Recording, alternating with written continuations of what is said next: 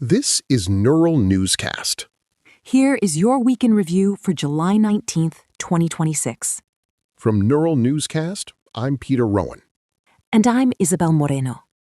The defining story of the week has been the rapid escalation in the Middle East, where the United States and Iran are now locked in a direct military confrontation.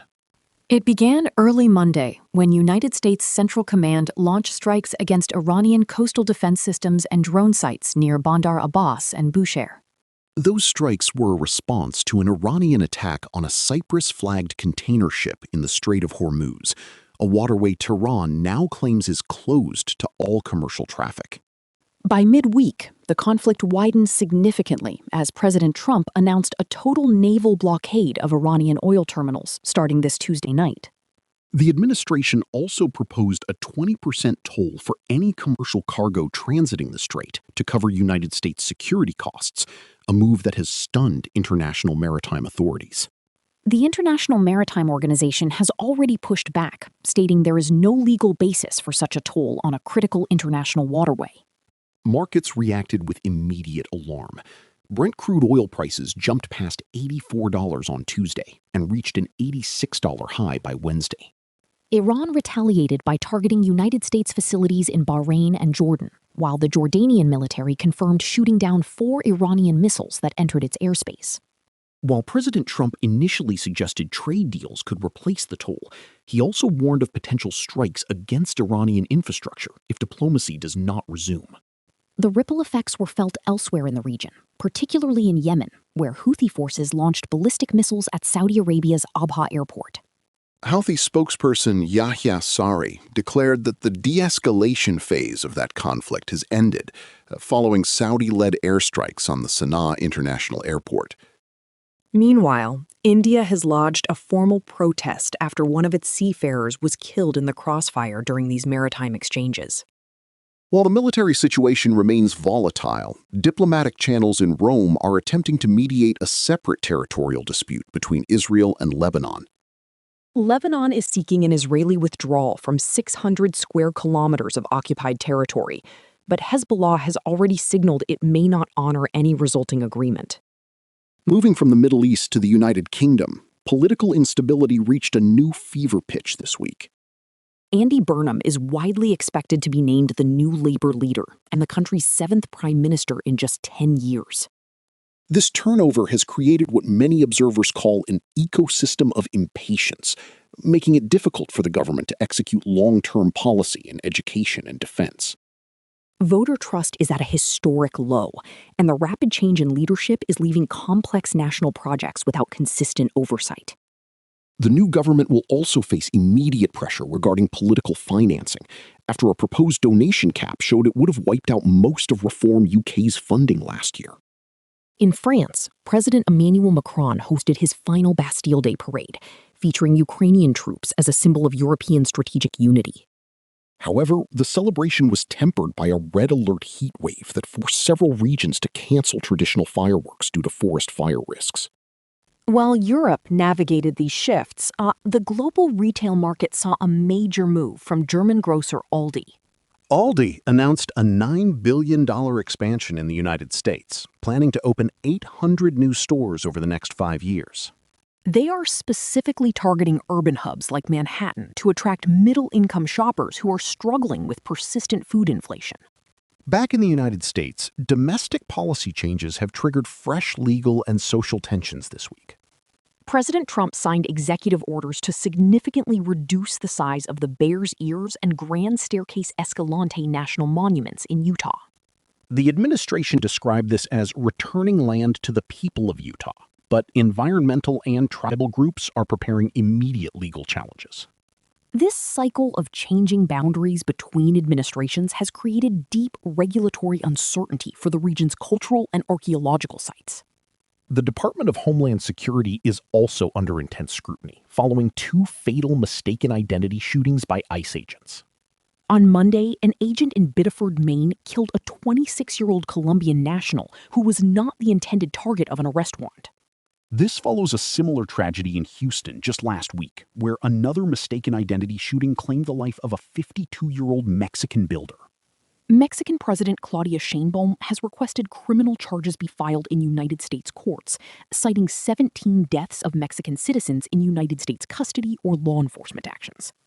Maine Governor Janet Mills called the Biddeford shooting disturbing and infuriating, highlighting the lack of body cameras during the operation. The Colombian embassy is also demanding answers, noting that the victim in Maine was a legal worker with no criminal background.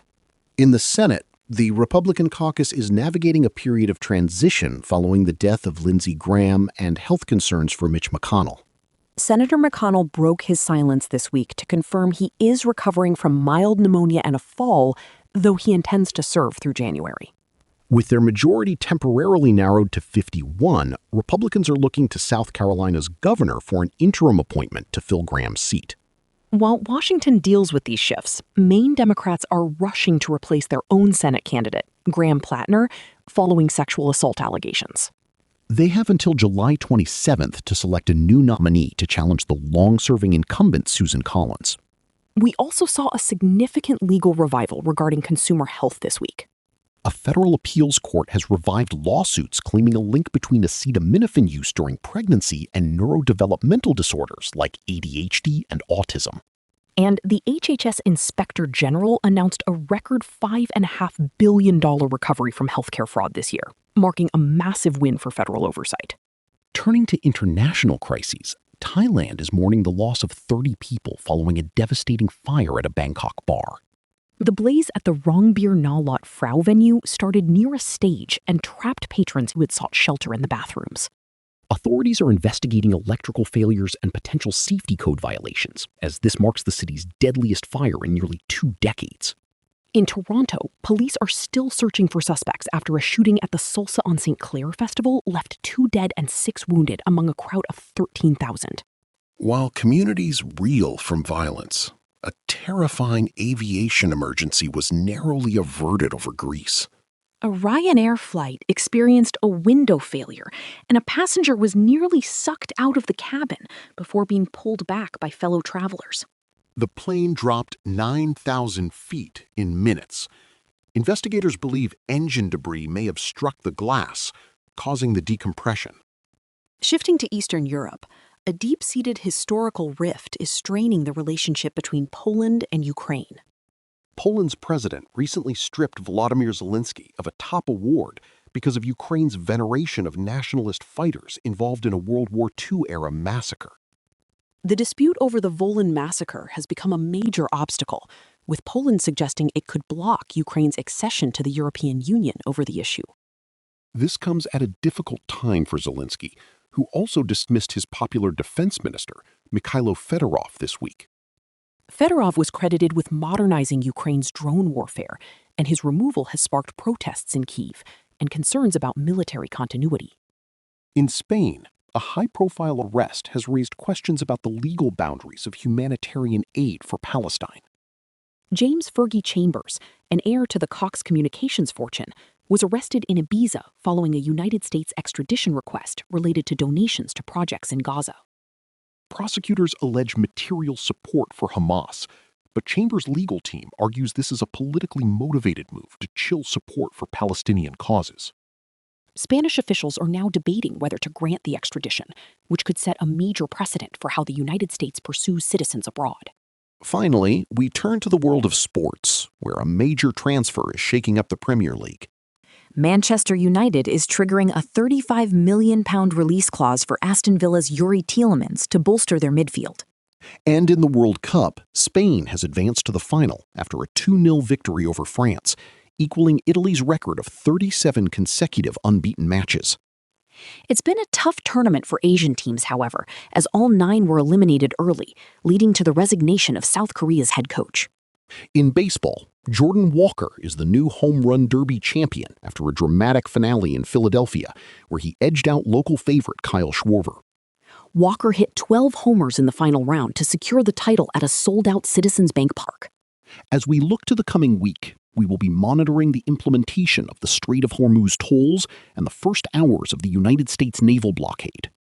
We will also follow the bail hearing for James Fergie Chambers in Spain and the ongoing recovery efforts in Bangkok. This has been a week defined by a return to maximum pressure tactics and the fragile nature of international security. From the energy markets to the holes of the Senate, the consequences of these shifts will likely be felt for months to come. I am Peter Rowan. And I'm Isabel Marino. This has been Neural Newscast. Thanks for listening. Neural Newscast is AI-assisted, human-reviewed. View our AI transparency policy at neuralnewscast.com.